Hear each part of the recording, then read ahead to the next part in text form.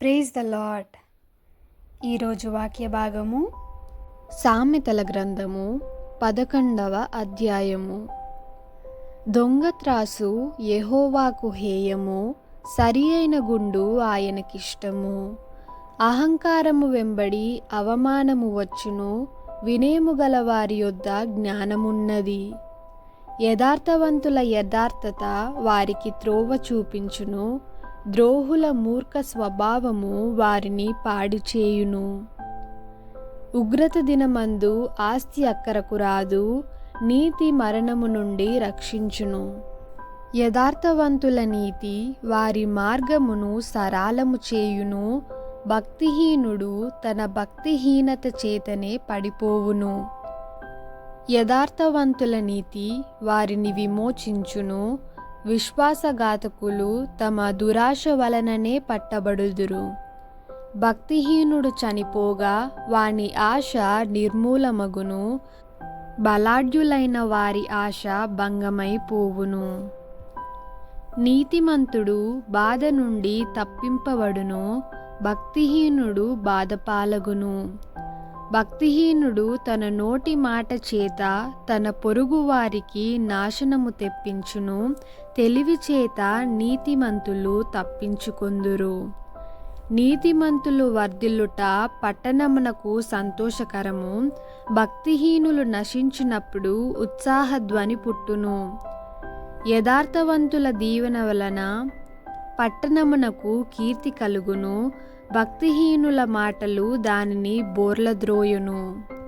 తన పొరుగువానిని తృణీకరించువాడు బుద్ధి లేనివాడు, వివేకి అయిన వాడు మౌనముగా నుండును. కొండెగాడై తిరుగులాడువాడు పరుల గుట్టు బయటపెట్టును, నమ్మకమైన స్వభావము గలవాడు సంగతి దాచును. నాయకులు లేని జనులు చెడిపోవుదురు, ఆలోచనకర్తలు అనేకులుండుట రక్షణకరము.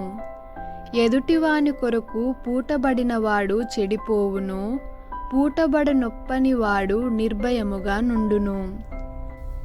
నెనరుగల స్త్రీ ఘనత నుందును, బలిష్ఠులు ఐశ్వర్యము చేపట్టుదురు. దయగలవాడు తనకే మేలు చేసుకొనును, క్రూరుడు తన శరీరమునకు బాధ తెచ్చుకొనును. భక్తిహీనుని సంపాదన వానిని మోసము చేయును, నీతిని విత్తువాడు శాశ్వతమైన బహుమానమునందును. యథార్థమైన నీతి జీవదాయకము, దుష్టక్రియలు విడువక చేయువాడు తన మరణమునకే చేయును. మూర్ఖచిత్తులు యెహోవాకు హేయులు, యథార్థముగా ప్రవర్తించువారు ఆయనకిష్టులు. నిశ్చయముగా భక్తిహీనునికి శిక్ష తప్పదు, నీతిమంతుల సంతానము విడిపింపబడును. వివేకము లేని సుందర స్త్రీ పంది ముక్కుననున్న బంగారు కమ్మి వంటిది. నీతిమంతుల కోరిక ఉత్తమమైనది, భక్తిహీనుల ఆశ అహంకారయుక్తమైనది. వెదజల్లి అభివృద్ధి పొందువారు కలరు, తగిన దానికన్నా తక్కువ ఇచ్చి లేమికి వచ్చువారు కలరు. ఔదార్యము గలవారు పుష్టి నొందుదురు, నీళ్లు పోయు వారికి నీళ్లు పోయబడును.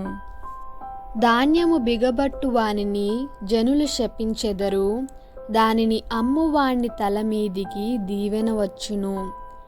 మేలు చేయగోరువాడు ఉపయుక్తమైన క్రియ చేయును, కీడు చేయగోరువానికి కీడే మూడును.